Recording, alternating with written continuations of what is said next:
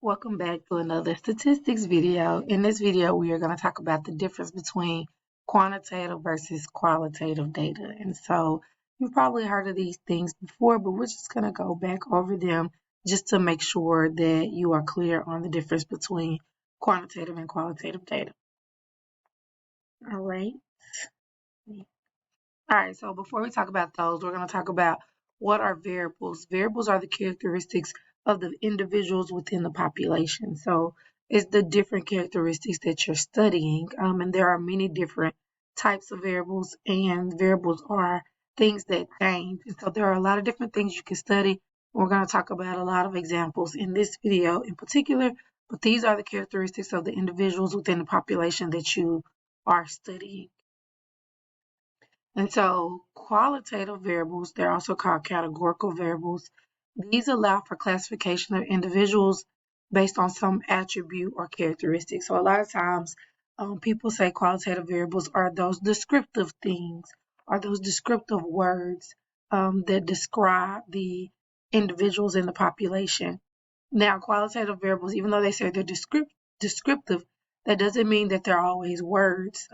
Qualitative variables can also be numbers, okay? So I want to make sure you have that clear from the beginning. Qualitative variables can be numbers, but they're categorical, meaning they put the individuals in some type of category. Some examples mean educational level, whether you have a high school diploma, an associate's degree, a bachelor's degree, a master's degree, a doctorate degree, or some other type of advanced education, or no high school diploma. Those are all examples of categories of educational level, and so educational level would be considered a qualitative variable. Gender, whether you're male or female, that's also a qualitative variable. Marital status, whether you're married, single, or divorced. Those are all examples of qualitative variables, and there are many, many more. But remember I said that it can be numbers as well.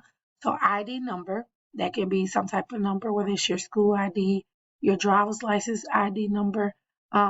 Those are numbers that categorize you. So those are qualitative variables, all right? And then quantitative variables, these provide numerical measures of individuals. Now, quantitative variables are always numbers, all right? And these provide some type of measure for the individual. These values can be added and subtracted, and they have a meaning when they are added and subtracted. Some examples include your GPA. If you're a student, your GPA is a quantitative variable. You could take the difference in GPAs, and that means something. Bank account balance, how much money you have in your bank account, that's a quantitative variable. If you subtract and add bank account balances, those numbers have a meaning. Salaries, how much you make in a year at a job. Number of followers on Instagram, or number of followers on TikTok. Those are examples of quantitative variables, all right? If you add and subtract number of followers, those numbers will have a meaning, okay? So these are examples of quantitative variables. So now let's look and see. Determine whether the following variables are qualitative or quantitative. Now, gender, we already talked about this one, but I'll give you a minute to think about it. Is this a qualitative or a quantitative variable? If you said qualitative, then you are correct. So remember, gender is female or male, and that classifies, categorizes an individual and puts them in a category. So that would be a qualitative variable. Temperature, how cold or warm is it outside? Or you could be taking the temperature of food. Is that a qualitative or quantitative variable? If you said quantitative, you are correct. Now, it's quantitative because it's a measurement. It quantifies something, and then if you was to add and subtract the temperatures, it has a meaning to it, all right? Number of days a student studied. 1 day, 2 day, 3 day, 4 day, 5 day. Is that a qualitative or quantitative variable? If you said quantitative, that is correct. So those numbers, if you add and subtract them, they do have meaning. So remember, numbers can also be qualitative, but you want to think about, does the numbers just strictly put the characteristics or individuals in a category, or do those numbers quantify something? So in this case, those numbers quantify something. They quantify the number of days that a student studied. And so when you add, another way you could think of it is, if I add and subtract these numbers, does it have meaning? If a student studied 5 days and a student studied 2, if I subtract those, one student studied 3 days more than the other, that means something, okay? So that would be a quantitative variable. What about zip code? What do you think? If you said qualitative, that's correct. So here's an example of where it is numbers. The zip code is numbers, but it only categorizes something. So if I was to subtract 2 zip codes, it won't mean anything. It doesn't give me any meaning at all. So this would be a qualitative variable, zip code. All right. So hopefully it makes sense. You understand what qualitative and quantitative variables are. And now we're going to jump into discrete versus continuous variables. Now, quantitative variables can be either discrete or continuous. So we're specifically talking about quantitative variables here. Now, what does it mean to be discrete and continuous? I'm glad you want to know. So discrete variables is a quantitative variable that has either a finite number of possible values or a countable number of possible values. So you can actually count the number of possible values here. So if you got to count to get the value of the quantitative variable, then it is discrete, okay? So remember that, counting. Now, continuous variables is a quantitative variable that has an infinite number of possible values. And so in this case, if you have to measure to get the value of the quantitative variable, then it is continuous. So discrete means there's a finite number of outcomes, and continuous means there's infinite number.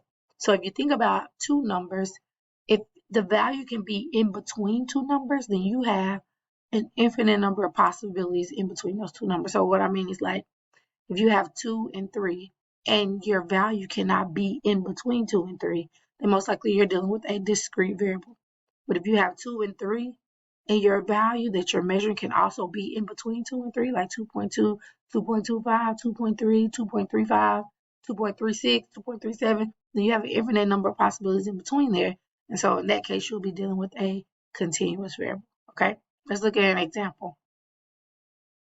Determine whether the quantitative variables are discrete or continuous. The number of tails obtained after flipping a coin 4 times. So if you flip a coin 4 times, you can either get 0 tails, 1 tail, 2 tails, 3 tails, or 4 tails. In that case, you cannot get 0.5 tails or 1.5 tails. You can only get those 5 numbers, 0, 1, 2, 3, or 4. So there are a countable number of outcomes. So in this case, that would be a discrete variable. The number of tails obtained would be discrete. What about the number of cars that arrive at a Wendy's drive-thru between 9 p.m. and 10 p.m.? Would this be discrete or continuous? All right. So you can actually count the number of cars that will arrive between 9 and 10. All right. You can't have 1.5 cars. Can't have 1.75 cars. You can't have the numbers in between, but you can have 0 cars, 1 car, 2 car, 3 car, 4 car, 5 car. You can count the number of cars that will arrive. And so in this case, it will be a discrete variable. All right. What about the distance a 2024 Honda Civic can travel in city conditions with a full tank of gas? Okay. So you want to see the distance that a car can travel on a full tank of gas. Do you think that'll be discrete or continuous?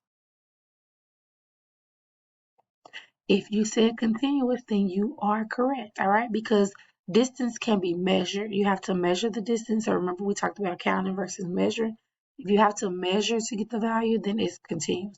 Another way you could think about it is, can the numbers in between two whole numbers be an option? So could I get 20.5 miles? Yes, that is possible. A car can travel 20.75 miles, right? So since it can be one of the numbers in between the whole numbers, then it will be considered a continuous variable, all right? Hopefully that makes sense, all right? So we talked about qualitative versus quantitative. Qualitative describes characteristics that categorizes.